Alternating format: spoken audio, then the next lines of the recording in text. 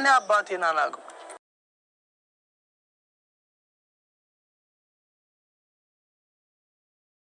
ሰላም ጤና ይስጥልን ውድና የተከበራችሁ የቻናል ተከታታዮች እንዴት ሰነበታችሁ? ዛሬ ደግሞ በአዲስ ድራማ ነው የመጣ ነው። ኖላዊ ይባላል። 1000 የዩቲዩብ ቻናል የሚል ነው። አዲስ ድራማ ነው። በጣም ደስ የሚልና ደስ የሚል ነው።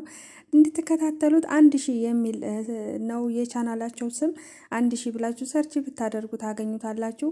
ያው ሙሉውን እዛ መከታተል ትችላላችሁ። እኛ ደግሞ ቆረጥረጥ እያደረግን በዚህ እናቀርበዋለን። ምርጥ አስተማሪና እንዲሁም ተወዳጅ የሆነ ድራማ ነው።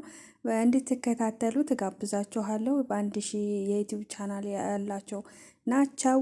እንግዲህ ድራማው የሚጀምረው ክፍል 5 ላይ ደርሷል። ከክፍል 1 ጀምሬ ገረፍ እያደረኩኝ የማስታውሳችሁ ይሆናል። ቀጣዩን ክፍል እናንተ 1000 የዩቲዩብ ቻናል ላይ ገብታችሁ መከታተል ትችላላችሁ። ድራማው የሚጀምረው አንዲት እናት ከሴት ልጇ ጋር ወደ ቤተ ክርስቲያን አምርታ ነበረ። እናትየዋም ቤተ ክርስቲያን ቁጭ እንዳሉ የልጅቷ ልደት መሆኑን ትዝ ይላታል። እሷም ትዝ ባላት ጊዜ ከቤተ ክርስቲያን ውስጥ መስቀል ገዝታ ዛሬ ልደትሽ ነው ብላ መስቀሉን አበረከተችላት። ከዛም በኋላ ልጅቷ በጣም ደስ ብሏት ነበረ። እናቴ ዛሬ ከእህቴና ከወንድሜ ለይተሽ ቤተ ክርስቲያን ያመጣሽኝ ለምንድን ነው ብላ ጠየቀቻት። እሷም በጣም ስለምወድሽ ነው፣ እኔ በጣም እወድሻለሁኝ። ለዛም ነው ልደትሽ ትዝ ስላለኝ እዚህ ላከብርልሽ የፈለግኩትኝ። አሁን ደግሞ ኬክ ገዝተን እቤታችን ልደትሽን እናከብራለን፣ ግን ስጦታዬን ልስጥሽ ብላ ከሰጠቻት በኋላ ብዙ አወሩ። ካወሩም በኋላ ልጅቷ በጣም እንደራባት ለእናቷ ነገረች። እናቷም እኔን ይራበኝ ልጄ፣ በቃ አሁን ወደ ቤት እንሄድና እገዛልሻለሁ ምግብ አለቻት።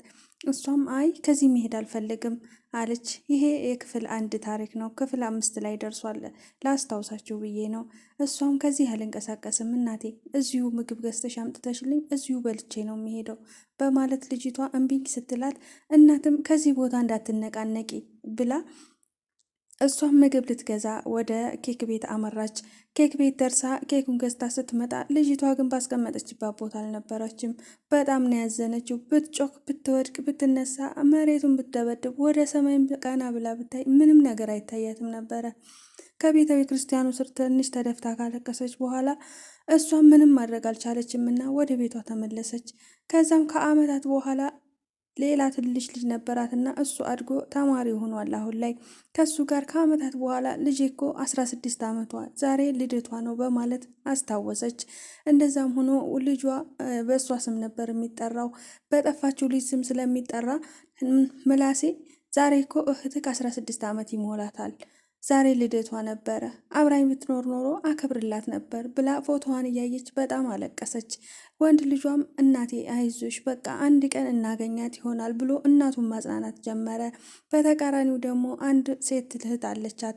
የመጀመሪያ ልጇ ስትሆን በጣም አስቸጋሪና ወጣ ያለ ባህሪ ያላት ስትሆን እናቷንም ወንድሟንም ማንንም የማትሰማ ሴት ናት። እንዲሁም ሰራተኛ አይበረክትላትም በሷ ምክንያት። ከዛ እሷም መጣች። ሁልጊዜ ፎቶ አቅፈሽ የምታለቅሽው ምንድን ነው ብላ እማይረባ ቃላት ተናገረቻት።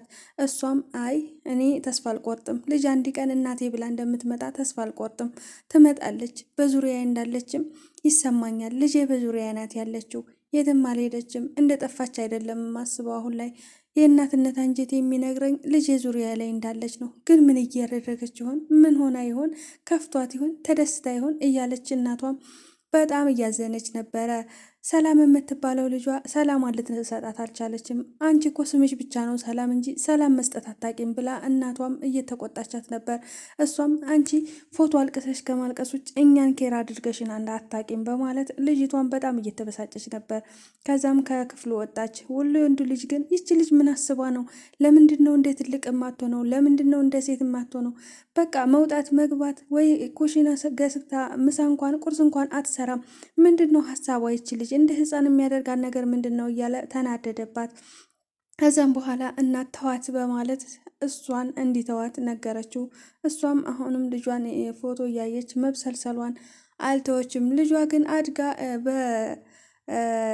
ሙያ ተመርቃ የዶክተር ነገር ነች። ያው ማለት ነርሲንግ ተመርቃ ደሴ ላይ ነበር። እንዴት እንደሄደች እንዴት እንደሆነ እንግዲህ ታሪኩን ወደ መጨረሻው የምናየው ይሆናል። ደሴ ከአንድ አባት ጋር እየኖረች ነው። አባቷን በጣም ነው የምትወደው። ሀና ትባላለች። የበፊት ስሟ ተቀይሯል። ግን እናቷ የዛን ቀን የልደቷ ቀን የሰጠቻትን መስቀል ከአንገቷ እስካሁን አላዋለቀችም። ታሪኩን እስካሁን የገለጹት ነገር የለም። አባቷን በጣም የምትወድና በጣም ስርዓት ያላት ልጅ እንዲሁም ለሰው የምታዝን እንዲሁም ሰው አክባሪ የሆነች ሀና ወደ ደሴ ነበር የከረመችው። ደሴ ላይ እንዳደገች ያው ግልጽ ነው። ከደሴ ወደ አዲስ አበባ የመጣችበት አጋጣሚ ነበር። እሱም የመጣችው አባቷ ትንሽ ስለሚያማቸው አባቷን ለማሳከም ነበረ። እውነታው እንግዲህ እናቷ እዚህ ጋር ነው ያለችው። ከእናቷ ጋር በአንድ አጋጣሚ ተገናኝተዋል። እሱም አባቷን ለማሳከም የመጣች ጊዜ አዲስ አበባ ላይ በጣም ከባድ ስለሆነ የእሷ የጓደኛዋ ጓደኛ ደላላ ነበር እና ወደ እሱ ነበር ሄደው ያረፉት። እንደተገናኙም እንግዲህ ጆሮ የሚባል ልጅ ስልኳን ቀምጧት ከሮጠ በኋላ ጆሮ በጣም ከሮጠ በኋላ ግን የደላላው ጓደኛ እንደነበረ አያውቁም ነበረ። ደላላውም እነሱ በፍለጋ ላይ እየባዘነ ነበረ። በመጨረሻም አገኛቸውና ምን ሆኖ ነው ስልክ ዝግ የሆነው በማለት ጠየቃት። አይ አሁን እኮ ያለንበት ቦታን እንዲነግርህ ብዬ ለአንድ ልጅ ሰጥቼው ስልኬን ጥጦት ይዞብኝ ሮጠ በማለት መለሰችለት። ደላላውም እሱ እንደሆነ እርግጠኛ ነበር። ምክንያቱም እዛ ላይ የሚዟዟረው ሌባ ጆሮ እንደሆነ ያውቅ ነበር እና ዝም ብሎ ወደ ቤት ወሰዳቸው። ካረፉም በኋላ እንግዲህ ተረጋግተው ታረፉ በኋላ የሚበላም የሚጠጣም ከጠጡ በኋላ ጆሮን አግኝቶ አንተ ቅድም ያገኛቸውን የኔ እንግዶች ናቸው፣ ስልኳን ወስደህባታል፣ አሁኑኑ አምጣ በማለት አፋጠጠው። እሱም ወዳም ወድህም ሳይል አምኖ ስልኩን ሰጠ።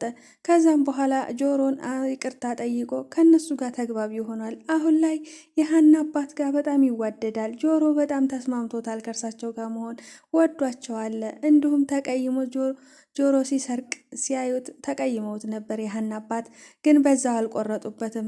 እግራቸው ላይ ተደፍቶ ይቅርታ እንደሚያደርጉለት ለመናቸው። እሳቸውም አሁን ላይ ይቅርታ አድርገውለታል።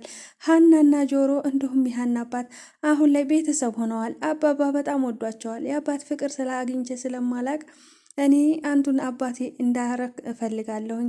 የአባት ፍቅር አሳይተውኛል። በትንሹም ቢሆን አባት ያለው ሰው እውቀና ነበር። አሁን ግን በትንሹም ቢሆን እርሳቸውን ቀርቤ የአባትነት ፍቅሬን እያገኘሁ እየመሰለኝ ነው። ስለዚህ አንቱን ማስቀየም አልፈልግም፣ አባት እንዲትሆኑኝ እፈልጋለሁ ብሎ እያወራቸው ነበር። እርሳቸውም ቀልዱ፣ ጨዋታው እንዲሁም አንዳንድ ድርጊቶቹ በጣም ያስደስቱታል ከሌብነቱ ውጭ። ሌብነቱንም እንግዲህ ለማስተው ደፋ ቀና እያሉ ይመስላል። ጠዋት ላይ ቤተ ክርስቲያን ይዘውት ይሄዳሉ። ሲመለሱም አብረው ይመጣሉ። አሁን ላይ በጣም ጓደኛ ሆነዋል። የአባትና የልጅ ፍቅር በጣም ደስ ይላል። እርሳቸውም አሁን ላይ ልጄ ጆሮ እኮ በጣም ምርጥ ልጅ ነው ብለው ሲነግሯት ለሀና ሀናም አይ አባዬ እኔን እኮ ፍቅሬን እየቀነሰብኝ ነው። ለጆሮ ያለህ ፍቅር ለየት ብሎብኛል። አሁን ላይ መቅናት ሳልጀምር አልቀርም። በጣም ፍቅር አብዝታችኋለ። እኔም በጆሮ ልትቀይረኝ ባልሆነ በማለት ሀንዬ አንቺንማ በማንም አልቀይርሽም ብለው እሳቸውን መለሱላት። እርሷም ግን ቀለደችና አይ አባዬ እኔ ምንም አልቀናም፣ ጆሮ ምስኪን ልጅ ነው። ምናልባት ይሄንን ባህሪውን ከተወ እኮ በጣም ምስኪን ልጅ ነው። ደግሞም እኮ ሲታዘዝ ታዛዥ ነው። ደግሞ አንተ ጋር እየመጣ ሁሌ ያዝናናል፣ ሁሌ ቤተ ክርስቲያን ይወስዳል።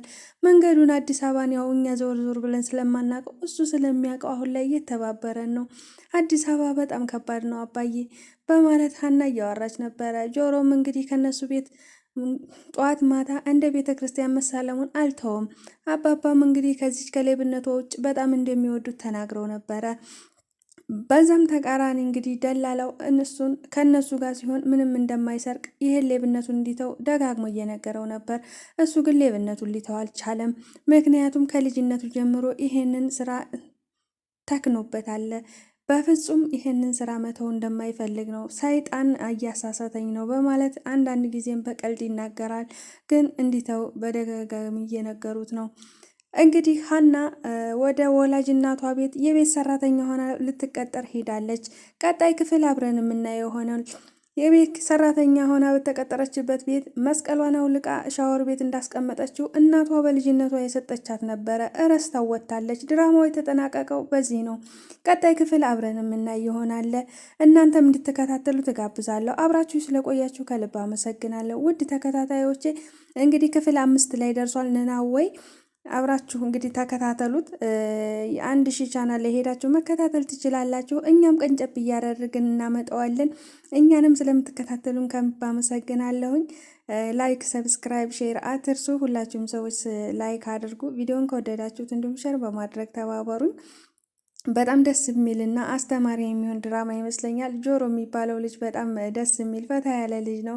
ተዝናኑበታላችሁ፣ ተከታተሉት። ክፍል 5 ላይ ደርሷል። በጣም አጫጭር ስለሆነ ከክፍል 1 እስከ 5 ማየት አይከብዳችሁም። በሁለት ቀን አንድ ቀን የሚለቀቅ ድራማ ነው። ምርጥ ነው፣ ተወዱታላችሁ። ልክ እንደ ሀረግ ድራማ እንዲሁም ደግሞ ፌርማታ ዩቲዩብ ድራማ ተከታታይ ነው። እንደ ጽናት ምናምን በጣም አሪፍ ነው። መልካም ጊዜ ይሆንላችሁ።